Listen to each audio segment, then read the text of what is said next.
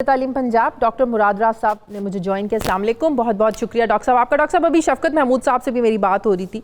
ज़ाहिर है आप लोगों ने सूबों ने इत्तफाक़ राय से एक फ़ैसला तो कर लिया है कि आप लोग 15 सितंबर से स्कूल खोलने जा रहे हैं और फिर ज़ाहिर है एक और इजलास होगा, आप लोग जायज़ा लेंगे कि कोरोना केसेस की रेशो क्या है, कितनी तादाद है, उस हवाले से आप लोग अपना फ़ैसला जो है ना, ज़ाहिर है उसमें डेट आगे पीछे भी हो सकती है।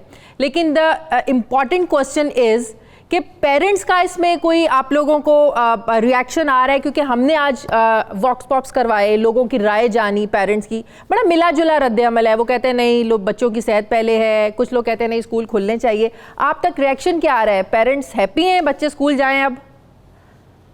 देखिए मैं आपको ये बताऊं शाजिया कि दो किस्म के ओपिनियंस आ रहे हैं और दोनों मेजॉरिटी, कई कहती हैं एलीट स्कूल्स वाले जो प्राइवेट स्कूल्स हैं वो कहते हैं हमने नहीं भेजने, बाकी पेरेंट्स कहते हैं हमने भेजने हैं। मैं आपको एक चीज बताऊं, हम किसी के प्रेशर में नहीं आ सकते। आपको पता है मैं कभी किसी के प्रेशर में आके फैसला नहीं करता, इसलिए क्योंकि खुदा ना खास्ता एक बच्चे को भी कुछ हो गया ना, या एक टीचर को भी कुछ हो गया, तो यही लोग और यही सब आपके अगेंस्ट हो जाएंगे। कि देखा जी आपने, so it's a double edge sword कि आप खोलते हैं कहने पे और लोगों के प्रेशर में आके और सिचुएशन ठीक नहीं होती, तो तब भी ये आपको कहेंगे जी खोल नहीं रहे हैं। अब जिस तरह कह रहे हैं हमें खोल दिए, खुदा ना खास्ता कुछ हो गया, तो तब भी आपके उल्टा सब पीछे पड़ जाएंगे जी ये क्या कर दिया। लेकिन वो प्राइवेट स्कूलों वाले तो कह रहे हैं ना कि आप 15 सितंबर तो बहुत देर है भाई, आप लोग अभी जुलाई से ही खोल दें। ये तो प्रेशर अभी बहरहाल आप लोगों पे मौजूद है। Zero pressure on me. मैं आपको ये बता दूं, I don't have any pressure of private schools, ना मैंने लेना है। वो जितना मर्जी प्रेशर डालते रहे, वो मुझे बड़ी अच्छी तरह 2 साल से जानते हैं, मैं इनका प्रेशर कभी नहीं लेता। सही। अच्छा, एक चीज़ जो मैं आपसे डिस्कस करना चाहती हूँ कि पिछले दिनों एक प्राइवेट स्कूल के जो एक स्कैंडल सामने आया, जिस तरीके से बच्चियों को हिरास किया जा रहा था वहाँ पर, फिर उसके बाद ज़ाहिर है किसी एक पे हिम्मत आ जाए तो और बच्चे भी जो है ना जिनके साथ उस तरह का वाक़या हुआ होता है वो बोलना शुरू कर देते हैं। तो इसके लिए आप लोग क्या एक्शन आप लोग ले रहे हैं? एक के बाद दूसरा, दूसरे के बाद तीसरा, इतने वाक़यात सामने आ रहे हैं, क्या आप लोग कर रहे हैं? ऑलरेडी लॉज तो है, इम्प्लीमेंटेशन नहीं लॉज ही नहीं है शाज़िया, ये तो सबको पता नहीं है। लॉज ही नहीं है हरासमेंट में स्कूल्स के।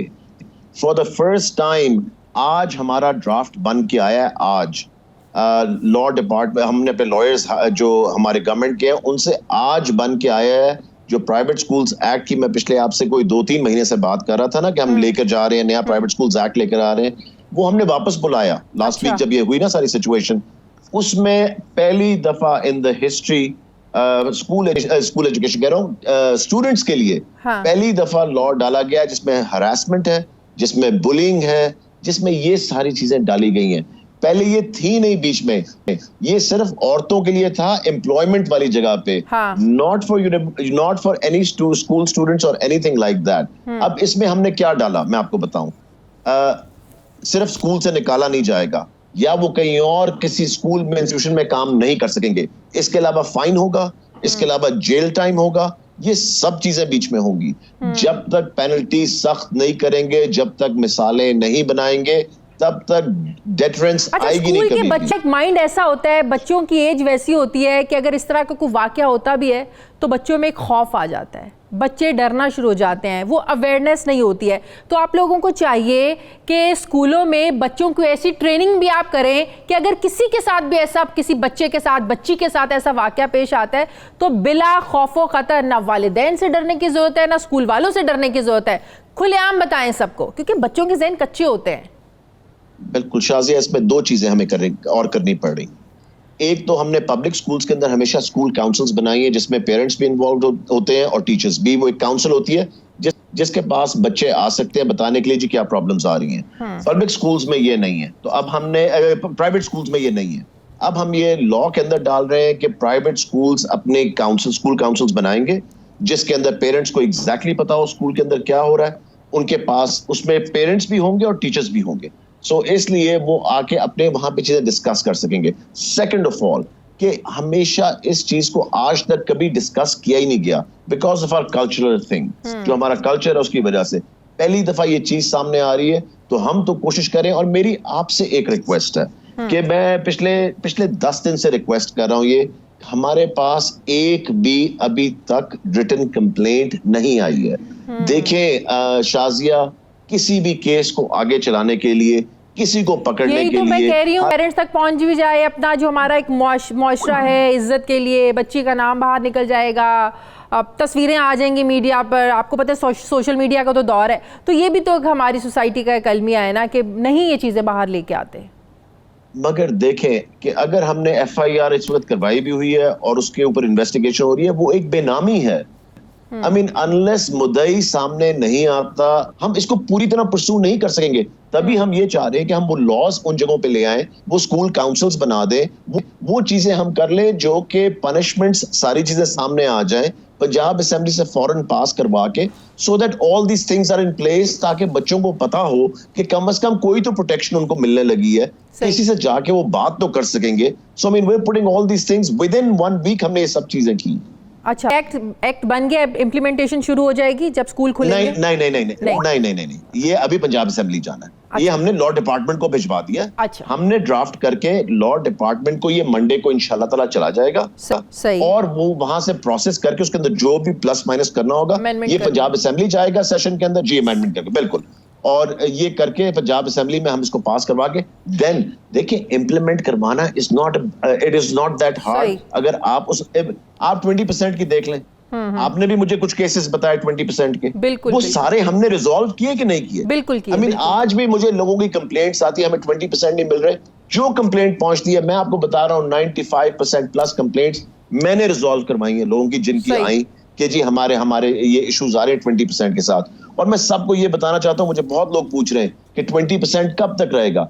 जब तक कोविड-19 की वजह से स्कूल बंद रहेंगे, ये 20% डिस्काउंट फी पे रहेगा स्कूल, टिल व्हेनेवर। सो अभी हमने कोई फाइनल डेट तो नहीं दी ना, ये तो हमने एक टेंटेटिव डेट दी है कि 15 सितंबर को खोलना है। इसके लिए हमने हर डिस्ट्रिक्ट से, हेल्थ वालों से डाटा मंगवाया है कि वहां पे क्या स्टेटस है कोरोना का, and then we will make a decision इंशाल्लाह ताला। थैंक यू वेरी मच, शुक्रिया। सूबाई वज़ीर तालीम पंजाब डॉक्टर मुराद राज साहब मेरे साथ थे। मुझे प्रोग्राम में एक ब्रेक लेनी है, वापस आते हैं छोटे से वक्फे के बाद।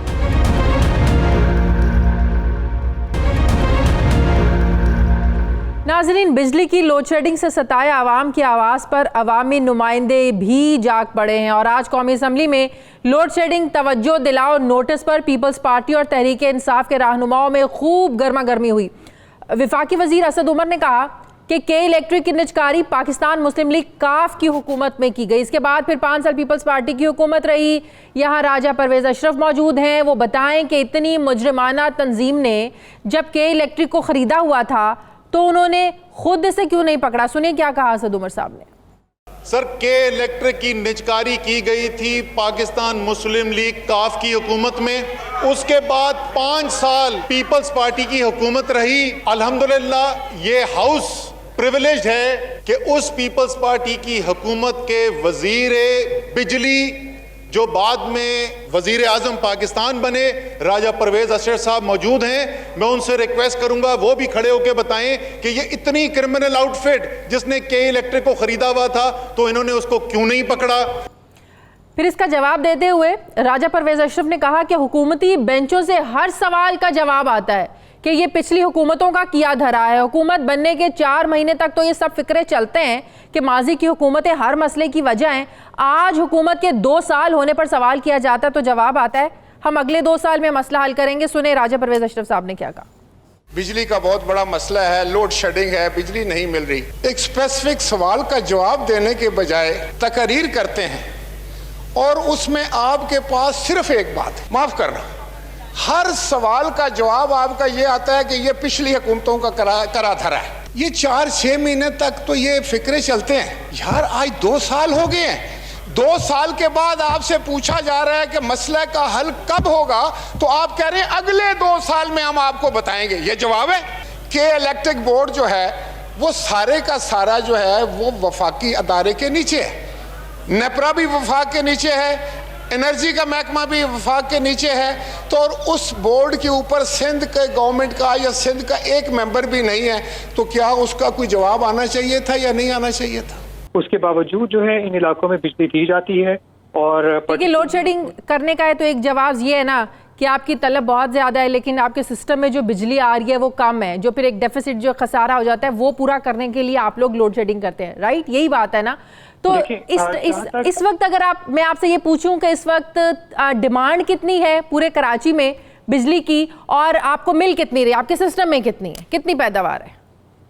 देखिए, जहाँ तक डिमांड और सप्लाई का ताल्लुक होता है, ये एक वेरिएबल फिगर है, हर वक्त चेंज होता रहता है। मैं आपके साथ एवरेज नंबर जो है वो शेयर कर देता हूँ कि एवरेज पीक डिमांड जो किसी भी वक्त जो है वो तकरीबन 3200-3300 मेगावाट तक चली जाती है। अगर बहुत ज़्यादा डिमांड हो तो वो 3400 मेगावाट तक भी चली जाती है। हमारे पास जो सिस्टम में जो कैपेसिटी है वो तकरीबन अगर 3250 से 3300 मेगावाट तक हो तो हम उसको एनटीडीसी और तमाम जराए से अगर हमें पूरी बिजली मिल रही हो तो हम उसको एमिकेबली मीट कर सकते हैं।